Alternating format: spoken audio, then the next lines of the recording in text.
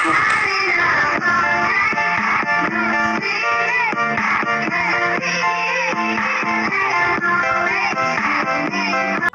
bibir subuh, karya cerpen Arti Ahmad.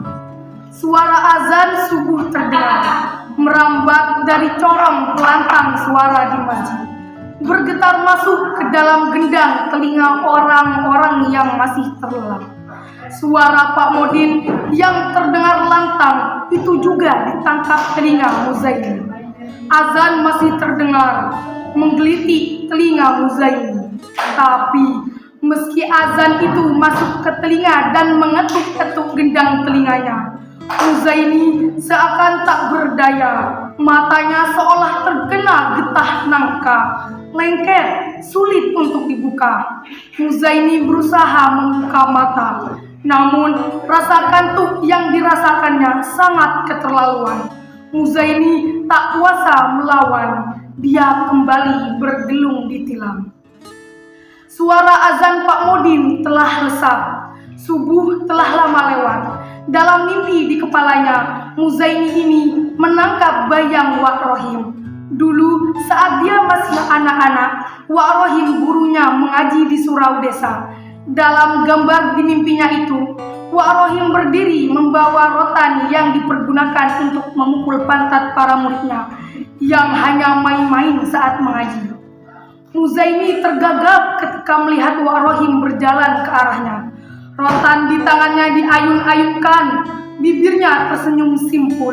Tapi begitulah wajah Wak Rohim ketika hendak menghukum muridnya.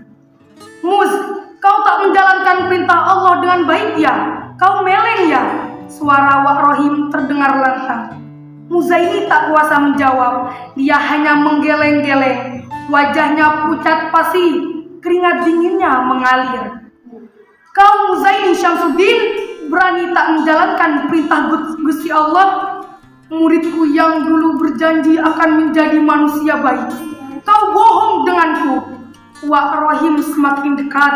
Kumisnya yang melintang dengan jambang lebat itu semakin menambah kesan angker di wajahnya. "Bukan begitu, Wak Guru. Saya sudah berusaha bangun, tapi tak kuasa. Mata saya lengket seperti kena getah nangka." Muzaini menggigil. "Alasan saja kau, Mus.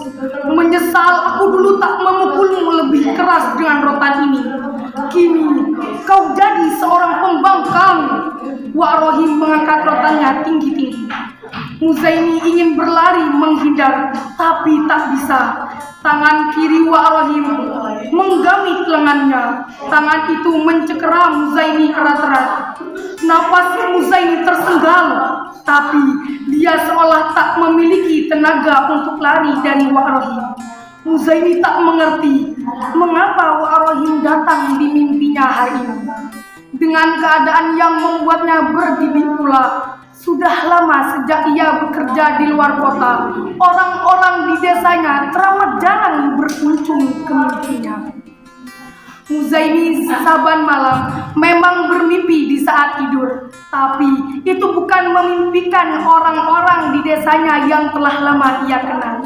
Di mimpi Muzaini, selepas kerja di kota besar ini, yang sering bertandang adalah kawan-kawan kenalannya, bos di kantor yang sering mengejar-kejar deadline pekerjaan, pemilik kamar sewa yang suka menagih padahal belum waktunya, atau yang kerap datang di mimpinya seorang Manisa, kawan sekantornya yang berwajah manis dengan perangai lembut itu.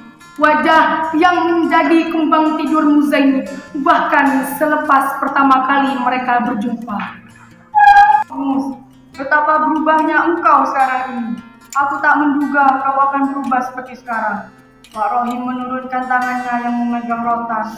Kekeraman di lengan Muzaini mengendur, lalu dihempaskan begitu saja. "Tak ada yang berubah di diri saya, Wak Guru. Tak ada yang lain saya rasa. Saya hanya sering kelelahan setelah bekerja di kota." Muzaini menatap Wak Rohim dengan getar suara yang tidak bisa ditahan. Wak Rohim mengangkat wajahnya. Ditatapnya Muzaini lekat-lekat. Seringai di bibirnya terlihat. "Tak ada yang berubah dengan dirimu. Kau bercanda. Kini kau lalai akan semuanya." sembahyangmu tak lagi sebaik dulu, dan kau lupa akan janjimu. Wak Rohim berdiri di depan Muzaini dengan gagah. Sarungnya yang putih bersih dengan corak bunga-bunga kecil berwarna hitam berkibar-kibar ditiup angin. Dulu, kau bilang jika sudah banyak uang dan dapat pekerjaan bagus, kau akan membantu merawat buku kecil tempat anak-anak desa mengaji. Tapi seolah kau lupa dengan janjimu itu. Jangankan membantu merawatnya, bahkan kau pun tak lagi mau menengoknya. Tertegun Muzaini mendengar ucapan Wak Rohim. Dia terpekur beberapa saat. Matanya nyalang menatap lantai. Bibirnya bergetar. Ia ingat sekarang, memanglah dulu Muzaini sempat bernazar. Apabila telah mendapat pekerjaan dengan gaji yang baik, ia akan membantu merawat surau kecil untuk mengaji yang sering disebut gubuk oleh Wak Rohim. Tapi, sudah lebih 5 tahun bekerja dengan gaji yang baik, belum pernah ia membagi rezekinya untuk surau kecil, uang tempat mengajinya dulu. Entah hari baik apa yang didapatkannya. Hari ini Wak Rohim datang ke mimpinya, dan seolah menagih janjinya yang telah sekian lama tak juga ia tepati. Muzaini terbangun dari tidurnya. Matanya sudah leluasa dibuka meski agak berat. Sepanjang hari, mimpi itu lekat di ingatannya. Di kantor, di warteg tempat dia makan siang, ingatan tentang mimpi bertemu Wak Rohim selalu bertandang. Bahwa ketika ia bertemu dengan Manisa pun, untuk kali pertama Muzaini tak tertarik untuk menanggapi perempuan muda itu. Muzaini merasa lesu. Bahkan ketika pulang kerja, dia langsung mengurung diri di kamar sewa. Muzaini berdiam diri di tilam kamarnya. Sampai akhirnya dia lelap, tertidur sampai azan subuh berkumandang. Kali ini Muzaini begitu leluasa membuka mata. Tak lama setelah terjaga, dia menyeret kakinya masuk ke dalam kamar mandi. Dia menunaikan wudhu lalu bersembahyang subuh. Selepas sembahyang itulah pikiran jernih itu muncul. 3 pekan lagi ia akan libur panjang selama 1 pekan. Saat itu, kesempatan baik untuknya pulang guna menemui Wak Rohim untuk membayar tunai janjinya dulu. Mata Muzaini terbuka. Subuh menjalar masuk ke bus yang dia tumpangi. Suara azan dari masjid-masjid di pinggir jalan terdengar. Muzaini mengerjap-ngerjapkan kedua matanya. Sebentar lagi, bus antar kota yang ia naiki akan sampai ke pemberhentian terakhir. Terminal yang paling dekat dengan desanya. Dengan semangat, Muzaini memanggil ojek yang mangkal di sekitar terminal. Meski masih sedikit merasa kantuk lantaran kelelahan setelah menempuh perjalanan selama 12 jam perjalanan, Muzaini sangat bersemangat untuk pulang ke desanya kali ini. Di dalam ranselnya, Muzaini telah menyiapkan sebuah amplop berisi uang yang akan dia sampaikannya untuk Wak Rohim guna memperbaiki suraunya. Surau yang mungkin kini sudah bertambah reot lantaran aus dimakan usia. Muzaini pun tahu bagaimana keuangan guru mengajinya itu. Anak-anak yang diajar mengaji tak ditarik bayaran. Apalagi apabila ada yang memberikan uang, banyak kesempatan Wak Rohim menolaknya. Baginya, menerima uang dari orang tua muridnya yang memiliki nasib keuangan seperti dirinya hanya akan menambah sengsara kedua belah pihak. Orang tua murid akan sengsara lantaran anggaran untuk hidup berkurang, dan Wak Rohim akan sengsara lantaran batinnya tak tenang menerima uang dari orang tua muridnya yang juga kesusahan. Muzaini berjalan ke rumahnya. Dia mengurungkan diri untuk terus ke rumah Wak Rohim yang rumahnya di batas desa tetangga. Turun dari ojek, dia merasakan sangat letih meski semangatnya untuk bersurau dengan Wak Rohim masih berkobar-kobar. Pintu belakang tak terkunci. Muzaini mencari-cari ibunya. Tapi yang dicari tak ada. Mungkin ibunya sedang ke pasar. Pesan kepulangannya telah disampaikan ke ibunya sejak beberapa hari yang lalu.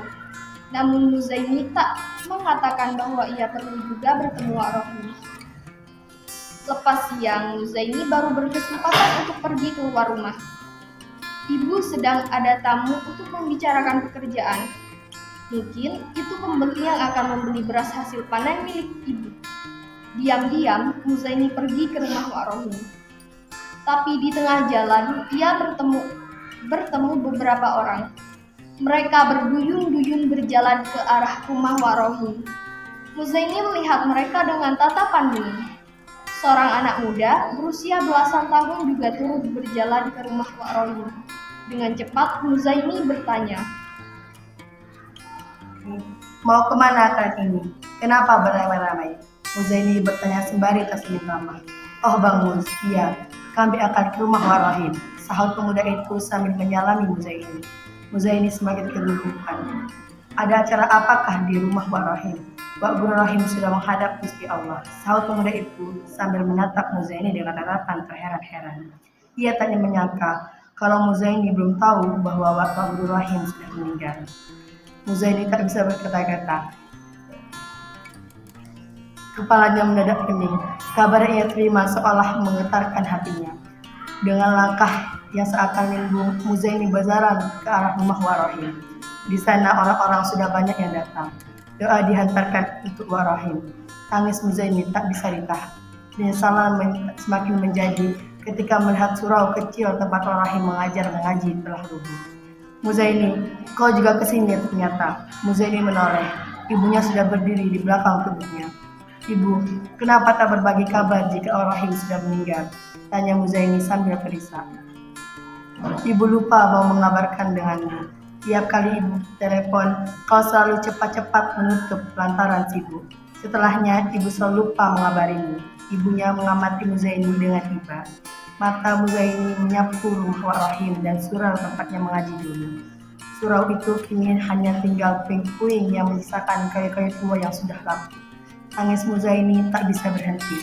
Dengan erat tangan kanannya mencekram amplop berisi uang untuk membantu mengurus surau kecil tempat Wak Rohim mengajar. "Maafkan saya, Wak Guru. Maafkan saya karena telah terlambat menemuimu," isak Muzaini sembari memandang surau kecil tempatnya belajar mengaji dahulu, yang kini hanya menyisakan puing-puing.